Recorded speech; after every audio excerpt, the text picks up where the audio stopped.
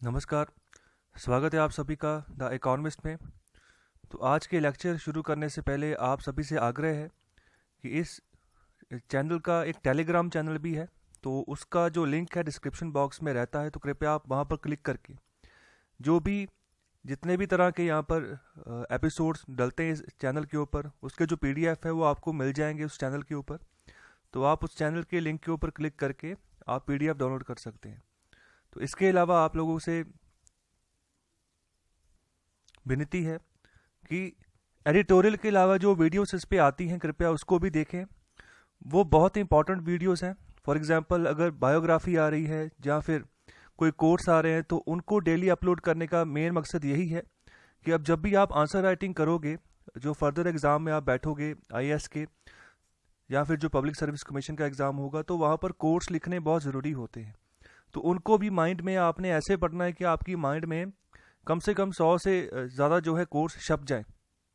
तो इसीलिए वो बायोग्राफी और इसीलिए वो जो कोर्स की वीडियोस बनती हैं उसको ज़रूर देखें।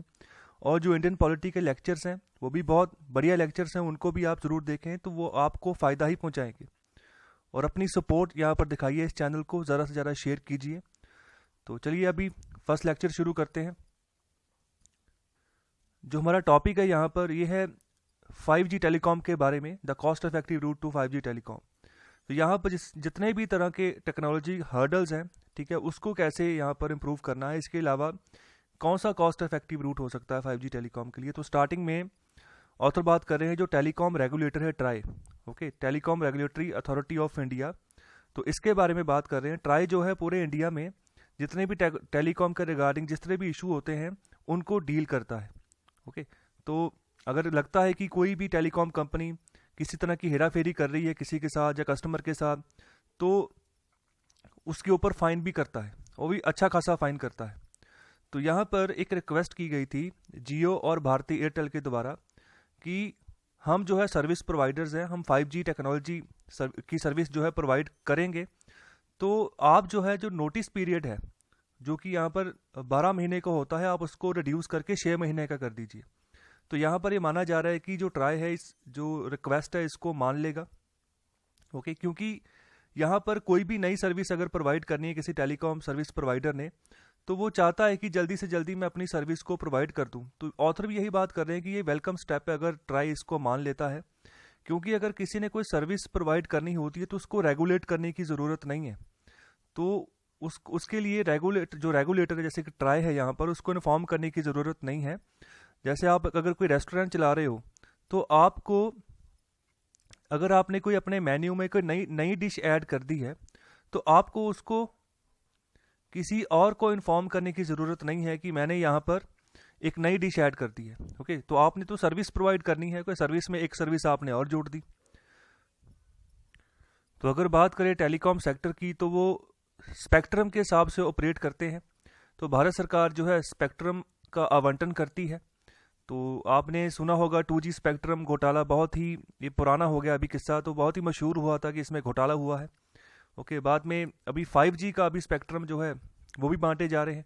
तो एक तरह की लीज होती है, जो कंपनीज जो है टेलीकॉम सर्विस प्रोवाइडर्स होती हैं वो इस स्पेक्ट्रम को लीज पे लेती हैं और अक्वायर करती हैं। और अभी वो जिस तरह के भी चेंजेस करना चाहती हैं, इनोवेशन करना चाहती हैं, तो उनको इसके लिए फ्री रखना चाहिए कि वो करें और रेगुलेशन के यहाँ पर अदारे में रहकर ही करें, ओके। तो यहाँ पर कुछ एडवांस नोटिस जो है वो चाहिए कि रेगुलेटर के पास पहुँचे, वो प्रिपेयर करे एडवांस नोटिस, ओके। तो जो भी तरीके की कंपनी आगे इनोवेशन करना चाहती है वो करे और आगे बढ़े। और अगर नई सर्विस की बात करें तो सवाल उठता है 5G के बारे में, जिसको हम 5th जनरेशन टेलीकॉम सर्विस भी कह रहे हैं। तो यहाँ पर जो बात की जा रही है यही है कि बहुत बड़े पैमाने पर जो डाटा है उसको यहाँ पर ट्रांसफ़र किया जाएगा, ओके, लो लेटेंसी के ऊपर, ओके। लो लेटेंसी चाहिए। तो यहाँ पर एक अगर सिग्नल सेंड करना है एक जगह से दूसरी जगह, ओके, तो ये आपकी लेटेंसी के ऊपर डिपेंड करता है कि कितना बढ़िया क्वालिटी का सिग्नल जा रहा है। तो अभी जो चाइना है, चाइना के साथ हमारा स्टैंड ऑफ चल रहा है, बॉर्डर इशू चल रहे हैं पिछले 5-6 महीनों से, तो अभी तक वो रिजॉल्व नहीं हुए हैं। इसके अलावा और भी बहुत सारे डिस्प्यूट्स जो है चाइना के साथ सामने आ रहे हैं। तो अभी ये हुआवे कंपनी है चाइना की जो इस 5G सेक्टर में काम करती है, टेक्नोलॉजी सेक्टर में काम करती है, मोबाइल फ़ोन्स भी बनाती है। तो हुआवे ऑनर जो है ये भी इन्हीं के मोबाइल फ़ोन्स हैं। तो ये अभी डिफ़िकल्ट हो गया है कि हुआवे को इंडिया में एंटर दिया जाए, क्योंकि ये ऐसी कंपनी है जो सबसे सस्ता सप्लाई देगी। ओके, जो भी नए 5G सर्विस के लिए जिस तरह के भी इक्विपमेंट्स चाहिए, जिस तरह की भी टेक्नोलॉजी चाहिए, वो सबसे सस्ती ये प्रोवाइड करेगी। तो अभी के लिए जो हम बात करें, अगर इसको हम अवॉइड करते हैं, नहीं दखल देने देते हैं इंडिया में, तो आने वाले समय में जो भी आपको 5G सर्विस मिलेगी वो थोड़ी सी महंगी होगी। और आगे बात कर रहे हैं कि जो नई डेवलपमेंट्स हुई हैं कंप्यूटिंग में, बात करें रेडियो ट्रांसमिशन में, ओके, तो ये जो है पॉसिबल कर रही हैं कि एक ही वेंडर जो है, जितने भी तरह का जो है अलग अलग तरह का हार्डवेयर आपको चाहिए, सॉफ्टवेयर सपोर्ट चाहिए या हैवी लिफ्टिंग की सपोर्ट चाहिए किसी भी नेटवर्क को स्थापित करने के लिए, तो अभी एक जो है सिंगल वेंडर के ऊपर आप डिपेंडेंस रख सकते हैं। ओके, तो यहाँ पर बात कर रहे हैं रेडियो एक्सेस नेटवर्क की भी, रैन की भी। तो ये एक तरह की नई टेक्नोलॉजी जिसको हम कहते हैं ओपन रैन, जो कि जापान में 5G सर्विस प्रोवाइड करने के लिए डिप्लॉय की हुई है। तो यहाँ पर एक कंपनी है, मीडिया कंपनी है, जो कि यहाँ पर इसकी सुविधा जो प्रोवाइड करी, जिसका नाम है राकुटेन। ये जापानीज कंपनी है। तो इस जो ओपन रैन टेक्नोलॉजी है, ये इंडियन सर्विस प्रोवाइडर्स को भी यहाँ पर अलाउ करेगी कि अपने आप को जो है रीपर्पस कर सके एक शॉर्ट नोटिस के चलते, जो भी उनके पास एग्जिस्टिंग स्पेक्ट्रम अवेलेबल होगा 5G सर्विसेज के लिए उसके द्वारा। तो जिसके तहत गवर्नमेंट भी जो है आने वाले समय में किसी तरह का आर्टिफिशियल हर्डल जो है उनके काम में, उनकी जो टेक्नोलॉजी है, टेक्नोलॉजी के रास्ते में ना दे पाए।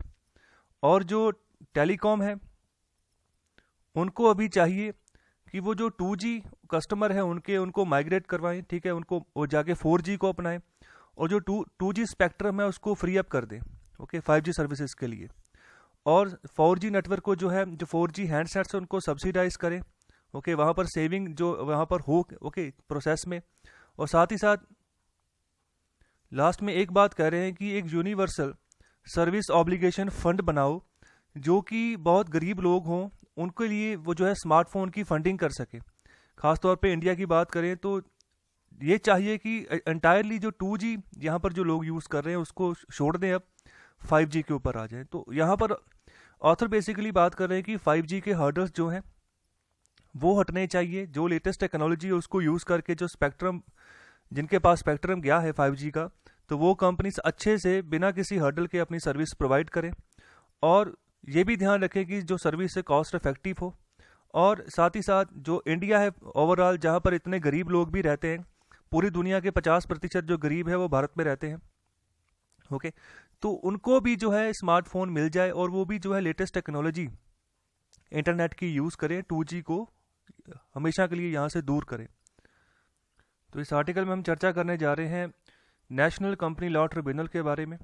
तो यहाँ पर ऑथर बात कर रहे हैं कि गलत किया है जो भी यहाँ पर जो रेटिंग एजेंसीज होती हैं उनको कर्व करके।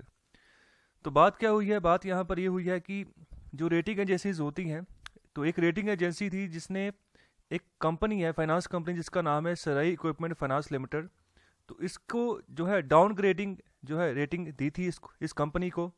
तो इसको जो है इसके ऊपर रेटिंग देने के ऊपर ही NCLT ने रोक लगा दी है। तो इसको ऑथर गलत बोल रहे हैं। तो रेटिंग एजेंसीज होती क्या है, रेटिंग एजेंसीज का जो मेन काम होता है वो बताती हैं कि किसी कंपनी की कितनी एबिलिटी है करंटली, ओके, और कितना उसके पास अभी डेट है, ओके, किस तरीके की उसकी फाइनेंशियल हेल्थ है, और कैसी उसकी कैश फ्लो कंडीशंस है, मतलब कि पैसा आ जा रहा है अच्छे से कि नहीं आ जा रहा, ओके, लिक्विडिटी अच्छी खासी है या नहीं किसी कंपनी में। तो रेटिंग एजेंसी जो है एक तरह का इशारा देती हैं जो इन्वेस्टर्स होते हैं, ठीक है, उनको। तो यहाँ पर जो बॉर्वर होते हैं उनके बारे में बताती हैं, जो उधारकर्ता जिस कंपनी ने उधार लिया है, कि कितने सही मायने में जो है आगे सर्वाइव कर रही है कंपनी, ओके, किस तरीके के सर्कमस्टांस उसके पास है, ओके, क्या इनएफिशिएंटली काम तो नहीं कर रही है। तो ये सब चीज़ें जो है रेटिंग एजेंसी बता देती है किसी भी कंपनी के बारे में।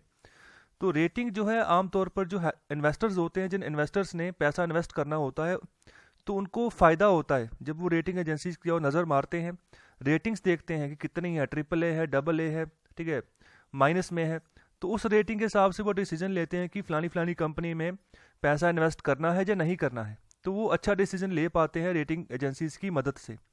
तो इससे उनका जो क्रेडिट रिस्क होता है वो कम हो जाता है, ओके। तो अपने जो है एक्सपेक्टेशन के हिसाब से फिर जो है वो इन्वेस्ट करते हैं, अगर करना भी होता है तो आगे बात कर रहे हैं कि अगर कंपनी जो है किसी भी कोई भी रेटिंग एजेंसीज अगर किसी भी कंपनी के बारे में कुछ भी डाटा दे रही है, तो अगर उसके ऊपर हम रोक लगा देते हैं, उसको फ्रीज कर देते हैं, तो जो इंसॉल्वेंसी जो रेजोल्यूशन है, ठीक है, वो यहाँ पर गड़बड़ा जाएगा। इसके अलावा जो इन्वेस्टर्स हैं वो भी यहाँ पर अपना पैसा गंवा लेंगे, क्योंकि इससे ऐसा होगा कि किसी कंपनी के बारे में सही न्यूज़ बाहर नहीं जाएगी और उस कंपनी में कर्जा बढ़ता जाएगा।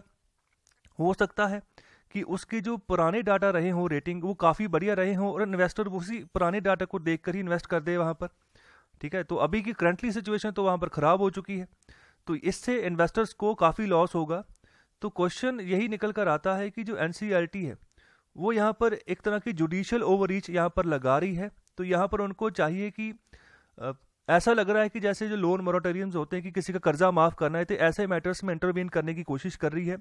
ऑथर कह रहे हैं कि उनको ऐसे एरियाज में नहीं आना चाहिए, उनको जो रेगुलेटर्स की डोमेन है वहीं पर काम करना चाहिए, एज ए रेगुलेटर काम करना चाहिए, ना कि अपने डिसीजन बीच में घुसेड़ने चाहिए। तो आगे बात कर रहे हैं कि जो रेटिंग एजेंसीज हैं और जो कैपिटल मार्केट रेगुलेटर है वो यहाँ पर चैलेंज कर सकते हैं जो भी रूलिंग आई है एनसीईआरटी की, जो कोलकाता बेंच है उसके द्वारा। सो यहाँ पर कहा क्या गया है, इस बेंच के द्वारा बोला गया है कि जो क्रेडिटर्स होंगे जिन्होंने पैसा दिया है किसी कंपनी को, वो उस कंपनी को एज ए स्टैंडर्ड एसेट ही ट्रीट करेंगे, ओके, जब तक कि फर्दर ऑर्डर्स नहीं आ जाते। और जो रेटिंग एजेंसीज हैं वो जो है एज ए डिफ़ॉल्ट मानकर चलेंगी, जितने भी यहाँ पर नॉन पेमेंट हुई है इस कंपनी के द्वारा SCFL के द्वारा अपने जो क्रेडिटर्स है उनको, तो उसको अभी एज ए डिफ़ॉल्ट मानकर चलना है। आप जो है उनको उनकी जो रेटिंग है उसको नहीं कम कर सकते, ठीक है, उसको बिलो इन्वेस्टमेंट ग्रेड के नीचे आप जो है रेटिंग नहीं दे सकते इस कंपनी को। और इसके अलावा आगे बात कर रहे हैं कि जो इंस्टॉल्वेंसी एंड बैंकरप्सी कोड है, तो इसके तहत भी ऐसा होता है कि जो कंपनीज जिनकी हालत बहुत ख़राब हो चुकी होती है डेट के मामले में, तो वहाँ पर उनकी मदद करने के लिए ये इंसॉल्वेंसी एंड बैंकरप्सी कोड बनाया गया है। तो ये भी जो है लोन मोरेटोरियम के ऊपर बात कर रहा है कि कैसे किसी कंपनी जो है दोबारा से रिकवर कर पाए अपने डेट को, ओके, सही सिचुएशन में पहुँच पाए। तो यहाँ पर इसकी बात कर रहे हैं कि उसने भी यहाँ पर मोरेटोरियम जो है उसको इम्पोज किया जब तक जो है रेजोल्यूशन प्लान जो है आने वाला जो है अप्रूव नहीं हो जाता तब तक के लिए। और इसके अलावा अगर बात करें कि यहाँ पर ऐसी और भी कोई स्पेसिफिक कोई भी प्रोविज़न नहीं है कि जिसके तहत जो कोड है इंसॉल्वेंसी एंड बैंकरप्सी कोड वो किसी रेटिंग एजेंसीज को यहाँ पर बैन कर दे कि आप जो है किसी भी तरह का एक्शन नहीं ले सकते किसी कंपनी के लिए। तो रेटिंग एक्शन जो है ये अलर्ट करते हैं इन्वेस्टर्स को, मैनेजर्स को, कि आप जो है अपना पैसा बचाओ बड़े पैमाने पर और इन्वेस्टमेंट वहीं पर करो जहाँ पर आपको वायबिलिटी नज़र आती है, अपॉर्चुनिटीज़ नज़र आती है आने वाले समय में। तो अगर आप उनको इसी काम करने से ही हटा दोगे तो पूरा का पूरा जो इन्वेस्टमेंट फ्रेमवर्क है वो हर्ट हो जाएगा, कंपनीज भी हर्ट होंगी।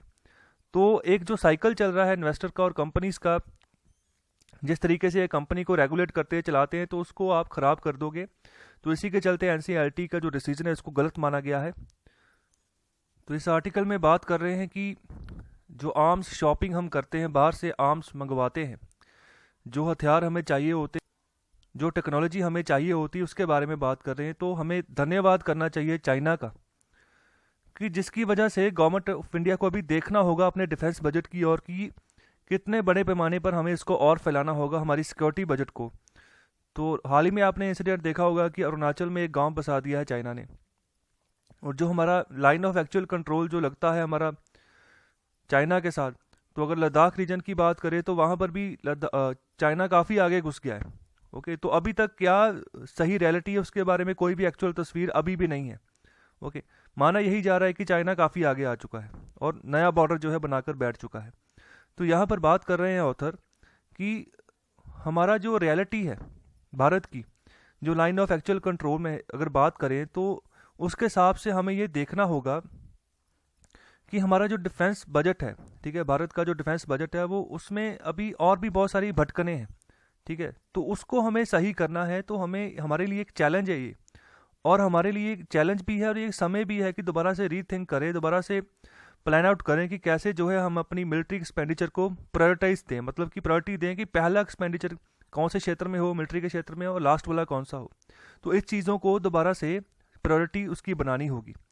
और यहाँ पर अभी जो बात कर रहे हैं दो पोल्स के ऊपर यहाँ पर बात कर रहे हैं। सबसे पहली बात जो कर रहे हैं कि हमारी आर्म्ड फोर्सेस क्या चाहती हैं, ठीक है। उनको यहाँ पर बहुत बड़ी लिस्ट है कि हाई कॉस्ट यहाँ पर बेस, मतलब कि हथियार उनको चाहिए जो कि मोस्टली जो है फॉरेन मैन्युफैक्चरर से ही आते हैं यहाँ पर। और दूसरा यहाँ पर है जो हमारा ब्यूरोक्रेटिक रिलक्टेंस है, रुकावटें जो आती हैं, मगर अगर कोई बड़ी परचेज हमने बाहर से करनी भी है तो उसके लिए बहुत ज़्यादा डिले हो जाता है। ये जो राफेल विमान भी हमारे फोर्सेस के पास पहुंचा है, ये 6-7 साल के डिले के बाद पहुंचा है, और डिमांड कब से थी और कब पहुंचा है। तो ऐसे ही और भी बहुत सारे परचेजेज हैं हमारी जिसको अभी भी बहुत सारा डिले चलता आ रहा है। जैसे S-400 जो है एंटी टैंक मिसाइल सिस्टम है, जो हमने रशिया से परचेज करना है, वो भी काफ़ी लंबे समय से डील चल रही है और फ्यूचर में भारत में वो चीज़ जो है पहुंचेगी। तो एंटी टैंक जो मिसाइल होता है सिस्टम ऐसे काम करता है कि जिस देश के बॉर्डर के सामने इसको लगा दिया जाए, अगर वहाँ से कोई मिसाइल आती है तो ये ऑटोमेटिकली इसका रडार जो है, अगर वो मिसाइल उसके रडार के अंतर्गत आ जाती है तो ऑटोमेटिकली यहाँ से मिसाइल निकलती है और दुश्मन की मिसाइल हवा में ही तबाह हो जाती है। तो ये टेक्नोलॉजी है S-400 सिस्टम की। तो ऐसे ही बहुत सारी परचेजेस भारत करता है बड़े पैमाने पर। जो बड़ी परचेजेस होती हैं उसकी बात कर रहा हूँ, छोटी परचेजेस छोटे मोटे हथियार मंगवाने, ठीक है, गोला बारूद मंगवाना, तो वो तो मिल जाता है टाइमली। लेकिन कोई बड़ी परचेज होती है तो उसमें बहुत डिले लगता है, ये सबसे बड़ा ड्रॉबैक है यहाँ पर। और जिस समय हमारी फोर्सेस को सामान चाहिए होता है उस समय उपलब्ध नहीं हो पाता है। और आगे बात करें, ये जो प्रोसेस है हमारा जो जिससे कारण डिले हो जाते हैं इतना ज़्यादा, हम करते क्या है कि सभी जगह पहले देखते हैं, ओके, फिर हमें जो सही लगता है सबसे, और सब जो है जिसके ऊपर म्यूचुअली एक्सेप्टेबल हो जाते हैं, ठीक है कि हाँ सबकी राय एक हो गई है, फिर जाके जो है आगे का रास्ता हम बनाते हैं। और इस प्रोसेस को क्रिटिसाइज भी जो है किया जाता है कि बहुत लंबा डिले कर देते हो आप, अगर किसी भी प्रोडक्ट को आपने परचेज करना होता है बड़े पैमाने पर। लेकिन ये सर्वाइव करता रहा बड़े पैमाने पर, क्यों? क्योंकि उस समय कोई इतना सिक्योरिटी का थ्रेट नहीं था भारत को, ओके।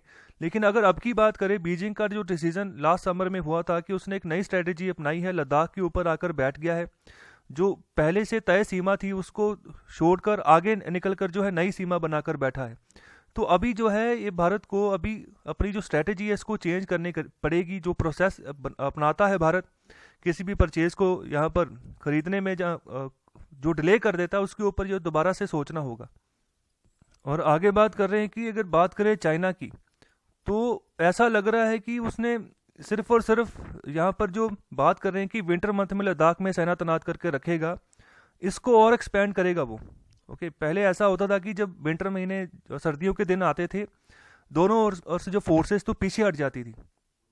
लेकिन अब की बार पहली बार देखा गया कि चाइना ने अपनी फोर्सेस को सर्दियों के महीनों में भी वहाँ पर डिप्लॉय करके रखा हुआ है। और साथ ही साथ ऐसा लग रहा है कि ऐसी सिमिलर डिप्लॉयमेंट्स उत्तराखंड के बॉर्डर पे भी करेगा, सिक्किम, भूटान, ओके, जो जिसको हम डोकलम प्लेटू बोलते हैं, और जो भारत के और जो एरियाज है जहाँ पर बॉर्डर लगता है चाइना के साथ, खासतौर जो अरुणाचल वाला एरिया है, तो वहाँ पर भी ऐसी डिप्लॉयमेंट वो कर देगा। तो इसी के तहत जो है इंडियन ट्रूप्स भी जो है यहाँ पर उनको यहाँ पर डिप्लॉय किया जा रहा है। सियाचिनाइजेशन की बात की जा रही है, जितना भी सियाचिन ग्लेशियर है वहाँ पर भी कुछ सर्कल्स में देखा गया कि भारतीय फौजें भी वहाँ पर तैनात हैं। तो अगर बात करें हम मिलिटरली की, ये बहुत बड़ा लगता है कि बहुत ज़्यादा चाइना कर रहा है, ठीक है, एक्सेसिव में ये चीज़ें जा रही हैं ऐसा लग रहा है। लेकिन अगर बात करें जो इसका मतलब निकल कर आता है कि आने वाले समय में अगर हाई एल्टीट्यूड के ऊपर ट्रूप्स को डिप्लॉय किया जाता है तो इससे खर्चे बढ़ जाएंगे, खासतौर पे भारत सरकार के। तो हमारे पास पहले से ही बहुत लिमिटेड रिसोर्सेज हैं, और अगर इनको सर्दियों में भी डिप्लॉय करना पड़ गया तो खर्चा ज़्यादा होगा भारत सरकार का। और चाइना यही चाहता है, इसीलिए जानबूझकर चाइना जो है हमारा खर्चा करवा रहा है, ठीक है। और साथ ही साथ ये सिर्फ इंडिया के साथ नहीं कर रहा, और भी जो इसके नेबर हैं जैसे जापान है, ताइवान है, कोरिया, और जो छोटे छोटे कंट्रीज़ हैं जो साउथ चाइना सी के आसपास पड़ते, जैसे वियतनाम, इंडोनेशिया, फिलीपीन, तो वहाँ पर भी यही स्ट्रेटेजी अपनाकर चल रहा है, उनका खर्चा करवा रहा है उधर।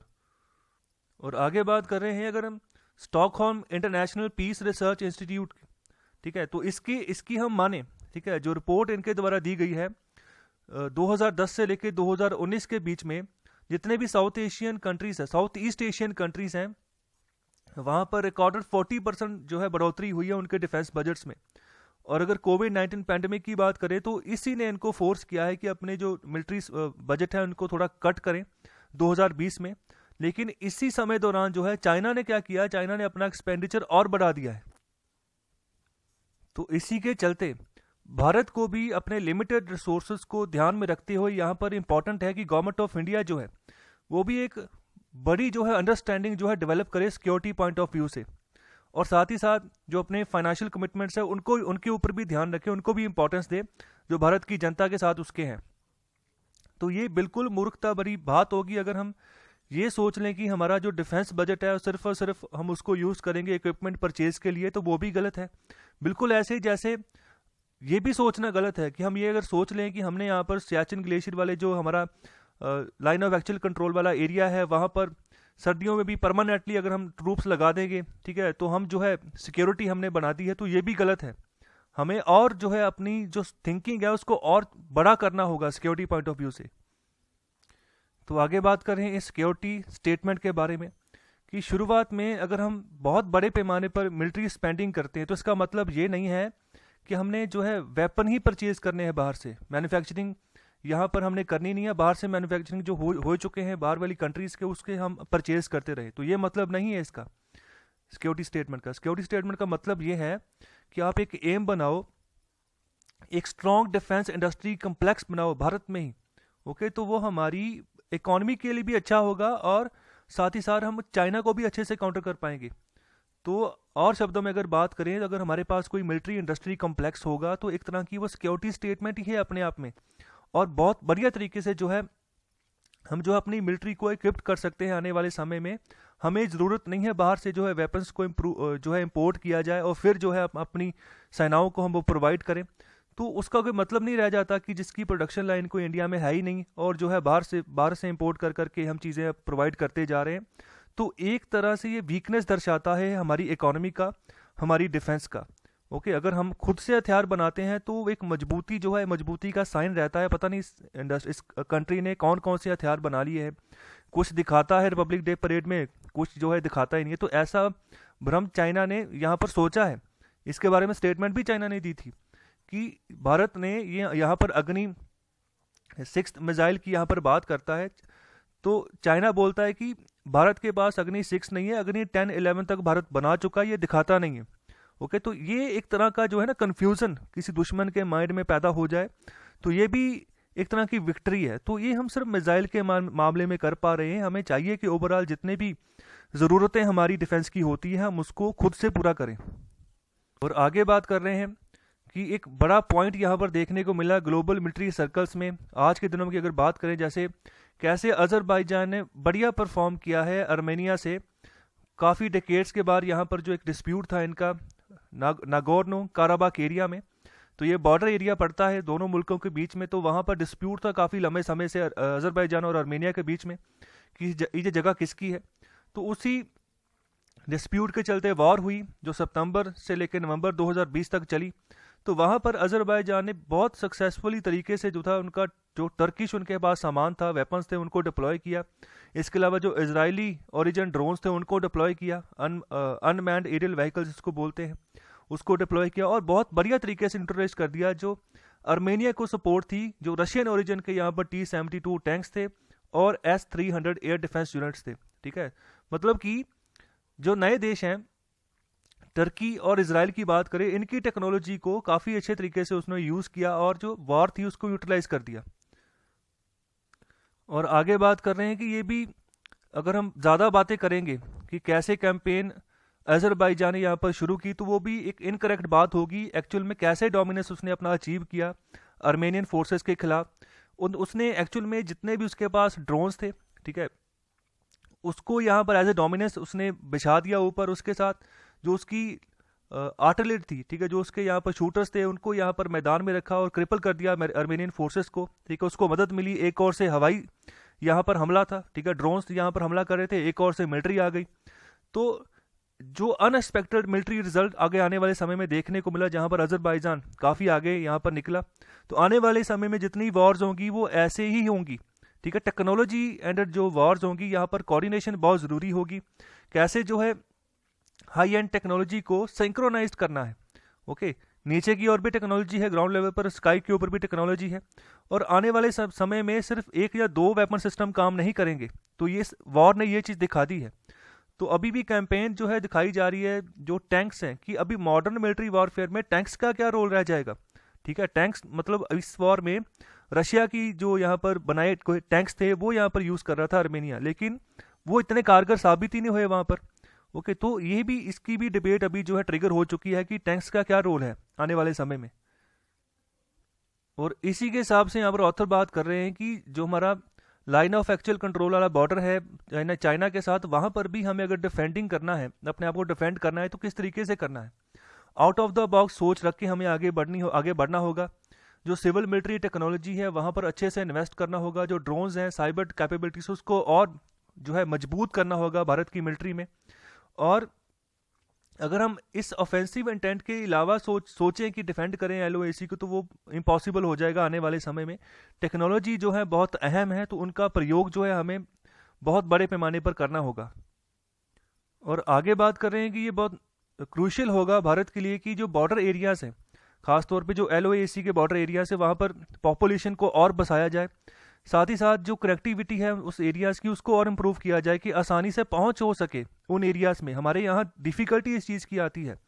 चाइना अपने बॉर्डर एरियाज में आसानी से पहुंच जाता है, उसने ऑलरेडी बहुत सारी पॉपुलेशन बॉर्डर एरियाज के आसपास बसा रखी है, और वहाँ पर कनेक्टिविटी भी बहुत अच्छी जो है मेनलैंड के साथ प्रोवाइड की हुई है। इसीलिए बहुत जल्दी से जितने भी हथियार उसने बॉर्डर एरियाज पे पहुंचाने होते हैं वो पहुंचा लेता है। हमारे यहाँ इस चीज़ की भी बहुत बड़ा यहाँ पर ड्रॉबैक है कि हमारे यहाँ पर कनेक्टिविटी अच्छी नहीं है बॉर्डर एरियाज के आसपास के जो एरियाज है उनके साथ। तो यहाँ पर आने वाले समय में अगर हम रीपॉपुलेट करते हैं तो उससे जो एक टेरिटोरियल कंट्रोल हमारा जो है इम्प्रूव हो सकता है। ओके, तो चाइना अभी जो है इसी चीज़ के ऊपर फोकस कर रहा है, ज़्यादातर जो अपनी आबादी है उसको बॉर्डर एरिया के पास बसा रहा है। तो भारत को भी यहाँ पर जो है चाइना जिस तरीके से अपने 5 ईयर प्लान को यहाँ पर परस्यू करता है, उससे हमें भी सीखना चाहिए। ओके, जो है बॉर्डर एरिया के आसपास गांव बसा रहा है, टाउन बसा रहा है, ठीक है, खासतौर पर जो तिब्बत ऑटोनॉमस रीजन है उनका वहाँ पर। तो हमारा बॉर्डर भी ज़्यादातर तिब्बत के साथ ही लगता है। चाइना का तो बाद में इसके ऊपर कंट्रोल हुआ था, हम उसको चाइना कहना शुरू कर दिया। एक्चुअल में हमारा बॉर्डर तो तिब्बत के साथ ही है सारा का सारा, कश्मीर से लेके अरुणाचल प्रदेश तक। ओके, तो अभी के लिए जो है चाइना के जो बॉर्डर हैं बहुत अच्छे तरीके से कनेक्टेड हैं। ओके, रोड्स के साथ अच्छी तरीके से उन्होंने डेवलपमेंट कर दी है, और आने वाले समय में और डेवलप हो जाएंगे जब उनका बेल्ट एंड रोड इनिशिएटिव वाला प्रोजेक्ट जो है वो भी जो है चलना शुरू हो जाएगा। ठीक है, वो भी अगर एक्चुअल में ये पूरा का पूरा प्रोजेक्ट बन गया तो ये और बढ़िया तरीके से कनेक्टिविटी इनकी हो जाएगी। तो यहाँ पर हमें भी चाहिए कि जहाँ पर इनएसेसिबल एरियाज हैं हमारे, उनके ऊपर फोकस करें, एक्सेसिबिलिटी प्रोवाइड करें वहाँ पर। और आखिर में बात कर रहे हैं कि बॉर्डर इंफ्रास्ट्रक्चर के ऊपर भी इन्वेस्ट करना बहुत ज़रूरी है, वहाँ पर खर्चा करना भी बहुत ज़रूरी है। साथ ही साथ अगर हम अपनी मिलिट्री को इक्विप कर रहे हैं, वहाँ पर हथियार प्रोवाइड कर रहे हैं, तो यहाँ पर एक अच्छी जो है इंपॉर्टेंस इसकी निकल कर आएगी अगर हम इस तरीके से काम करते हैं, बॉर्डर एरियाज़ को भी डेवलप करते हैं, खर्चा करते हैं।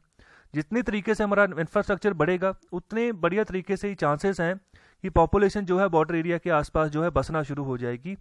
तो ये भी चीज़ हमने इंश्योर करनी है कि सर्दियों के महीनों में वहाँ से वो माइग्रेट करके वापस ना आ जाएं। इस तरीके से उन लोगों को वहाँ पर बसाना है, तो ये चीज़ें हमें देखनी होंगी। तो साथ ही साथ अगर हम सम अप करें तो चाइना जो है यहाँ पर ट्रेड करना चाहता है कि गवर्नमेंट ऑफ इंडिया अपना डिफेंस बजट जो है उसको और बढ़ाए। ठीक है, तो हमें भी यहाँ पर उसके ऊपर देखना होगा अपनी सिक्योरिटी पॉइंट ऑफ व्यू से, हमें किस तरीके से अपना मिलिट्री एक्सपेंडिचर बढ़ाना है, तो हमारे ऊपर है, हमें देखना है। खासतौर पे जो इन्होंने अपने मिलिट्री कम्प्लेक्स बनाने की बात की है ऑथर ने, बहुत इंपॉर्टेंट बात है ये। ओके, अमेरिका इसीलिए आगे है डिफेंस में, क्योंकि वहाँ पर प्राइवेट इंस्टीट्यूशंस जो है हथियार बनाते हैं और उसको अपनी पॉपुलेशन को भी बेचते हैं और बाहर एक्सपोर्ट करते हैं बड़े पैमाने पर। तो इसीलिए उसके बाद नई टेक्नोलॉजी जल्दी से आ जाती है। अगर किसी भी चीज़ के ऊपर रिसर्च करेंगे तो टेक्नोलॉजी तभी बनेगी।